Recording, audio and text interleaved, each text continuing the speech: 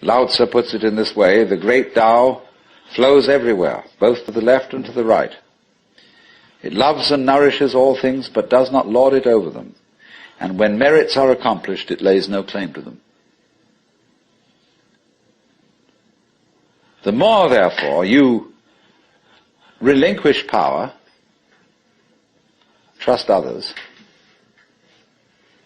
the more powerful you become, but in such a way that instead of having to lie awake nights controlling everything, you do it beautifully by trusting the job to everyone else. And they carry it on for you. So you can go to sleep at night and trust your nervous system to wake you up in the morning. You can even tell it, I want to wake up at 6 o'clock, and it'll wake you up just like an alarm clock. This seems a sort of paradox to say this, but the principle of unity, of coming to a sense of oneness with the whole of the rest of the universe, is not to try to obtain power over the rest of the universe. That will only disturb it and antagonize it and make it seem less one with you than ever. The way to become one with the universe is to trust it as another, as you would another, and say, let's see what you're going to do. But in doing that, you see, in saying that to everything else that you have been taught to think is not you, you are also saying it to yourself.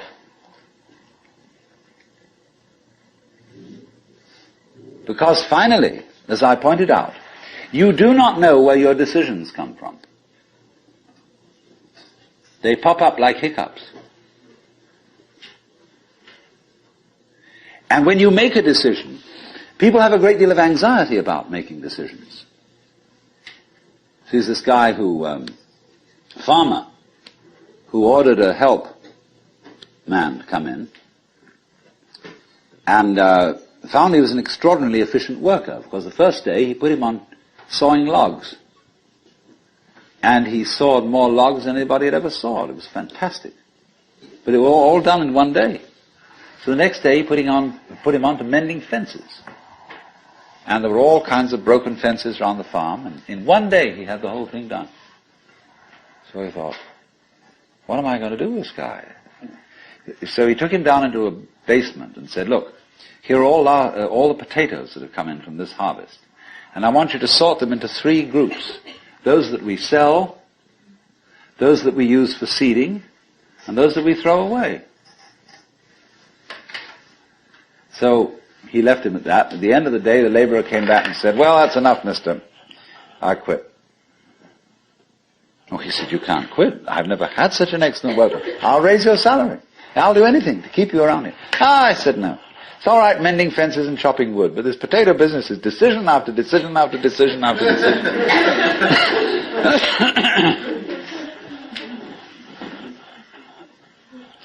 So when we decide, we're always worrying, did I think this over long enough? Did I take enough data into consideration? And if you think it through, you find you never could take enough data into consideration. The data for a decision in any given situation is infinite. So what you do is, you go through the motions of thinking out what you will do about this. And then when the time comes to act, you make a snap judgment.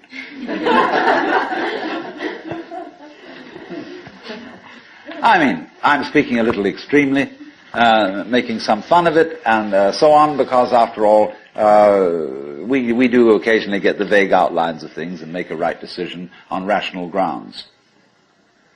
But we fortunately forget the variables that could have interfered with this coming out right. It's amazing how often it works. But warriors are people who think of all the variables beyond their control and what might happen. So then when you make a decision, And it works out all right. I think very little of it has much to do with your conscious intent and control. But somehow or other, you are able to decide and control things more harmoniously if you delegate authority. That's why very great businessmen are those who can delegate authority. Trust others to work for them. Because those are people developing businesses on the same basic structure that is fundamental to a living organism. Delegation of authority. It loves and nourishes all things, but does not lord it over them. And you see, then, what is happening is this. The more you let go of it and trust it, as if it were quite other than you,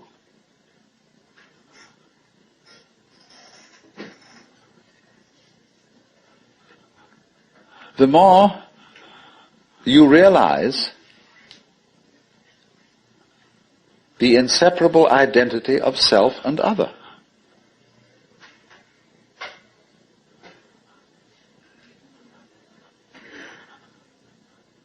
To go back, if you try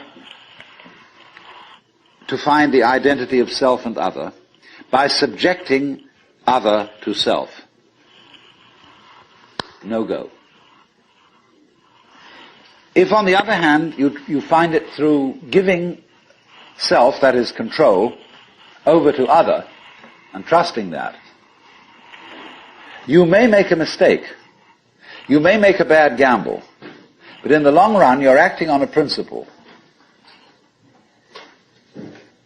which has the backing of evolution. This is the way biological evolution goes on. Constant delegation of authority.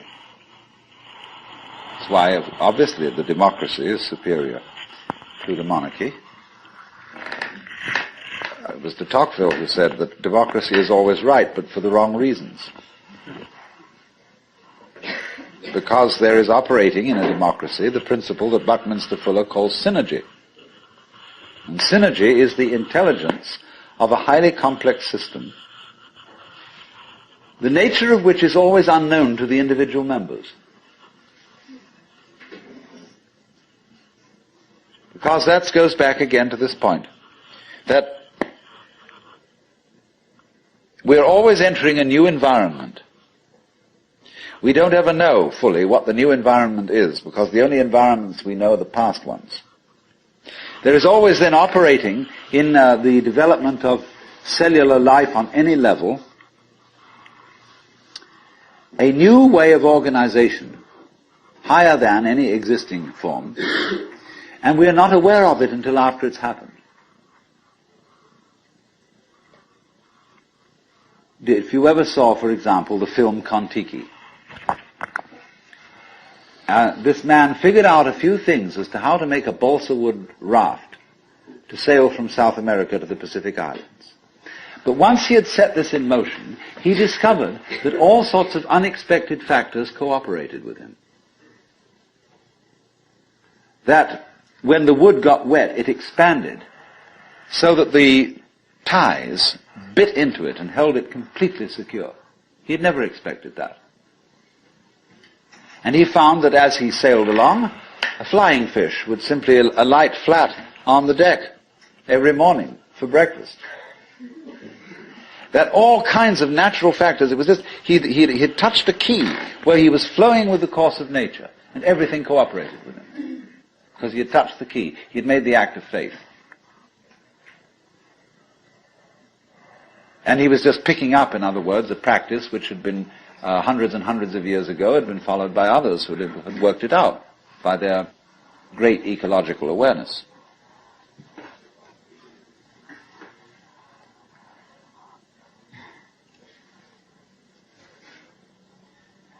So we do come out of this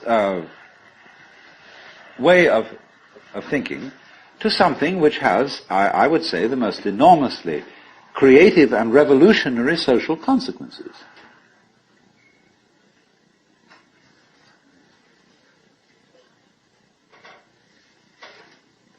That it has become not virtuous, not self-sacrificing, not anything like that. It has become the hardest practical politics to let go control to others, to give up trying to dominate the scene.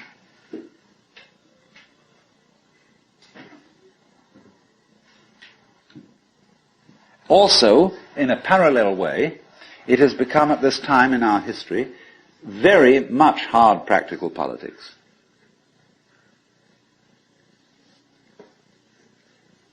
To learn how to enjoy ourselves. You can go to the Protestant people with their Protestant ethic who are against this kind of thing, and now say to them with great glee, it is your solemn duty to learn how to enjoy yourself. Why? Because in an age of leisure, people have really got to know how to enjoy themselves. Because if they don't, they'll smash the whole future of the human race.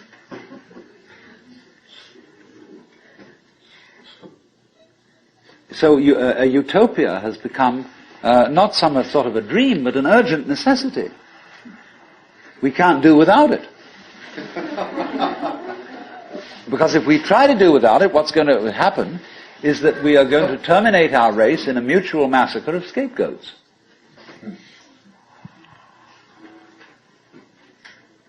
And so the present paranoia in the United States that is going on, where everybody is thinking up a new scapegoat and how great it will be to demolish them or get them out of power, all this kind of bickering and right and left politics has become irrelevant.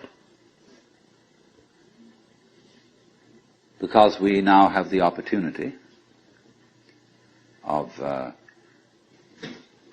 trusting our own intelligence, our own technology,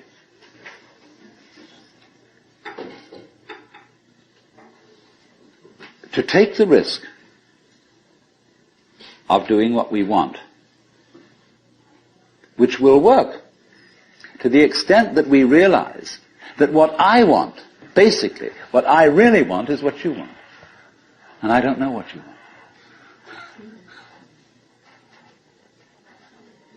Surprised me.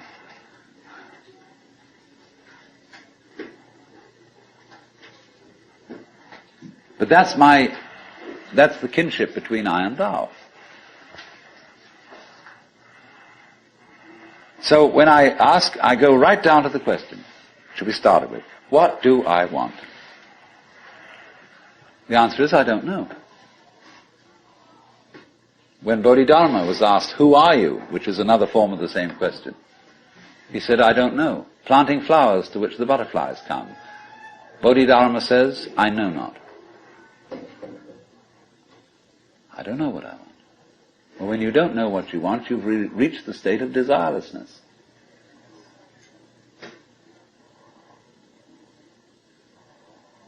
When you really don't know. But you see, there's a beginning stage of not knowing, and there's an ending stage of not knowing. In the beginning stage, you don't know what you want because you haven't thought about it, or you've only thought superficially. And then when somebody forces you to think about it and go through and say, yeah, I think I'd like this, I think I'd like that, I think I'd like the other, there's the middle stage. Then you get beyond that. Say, is that what I really want? In the end you say, no, I don't think that's it. I might be satisfied with it for a while, and I wouldn't turn my nose up at it. But it's not really what I want. Why don't you really know what you want? 2 reasons that you don't really know what you want. Number 1, you have it. Number two, you don't know yourself, because you never can. The Godhead is never an object of its own knowledge. Just as a knife doesn't cut itself, fire doesn't burn itself, light doesn't illumine itself. It's always an endless mystery to itself. I don't know. And this I don't know, uttered in the infinite interior of the spirit,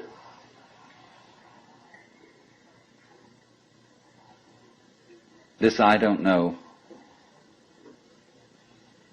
is the same thing as I love, I let go, I don't try to force or control. It's the same thing as humility.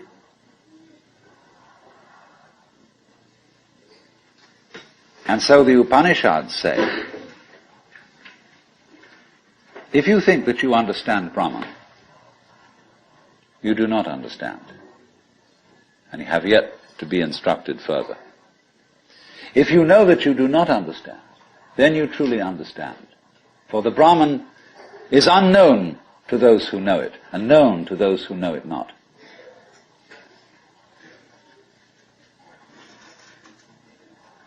And the principle is that any time you, as it were, voluntarily let up control, in other words, cease to cling to yourself, you have an access of power. Because you're wasting energy all the time in self-defense, trying to manage things, trying to force things to conform to your will. The moment you stop doing that, that wasted energy is available. And therefore you are, in that sense, having that energy available, you are one with the divine principle. You have the energy. When you're trying, however, to act as if you were God, that is to say, you don't trust anybody and you're the dictator and you have to keep everybody in line, you lose the divine energy. Because what you're doing is simply defending yourself. So then, the principle is, the more you give it away, the more it comes back. Now you say, I don't have the courage to give it away. I'm afraid.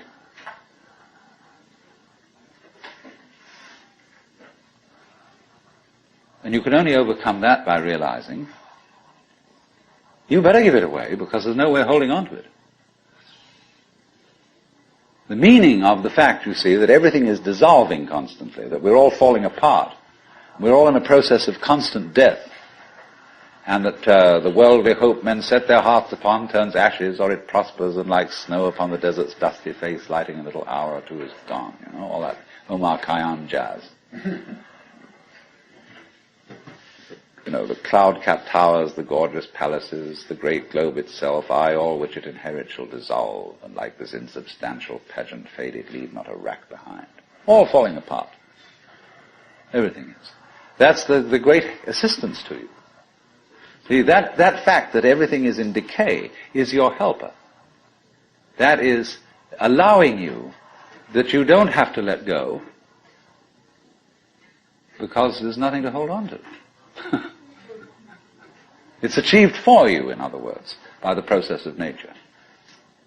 So once you see that you just don't have a prayer, and it's all washed up, and that you will vanish and leave not a rack behind, and you really get with that, suddenly you find you have the power. This enormous access of energy. But it's not power that came to you because you grabbed it. It came in entirely the opposite way. And power that comes to you in that opposite way is power with which you can be trusted.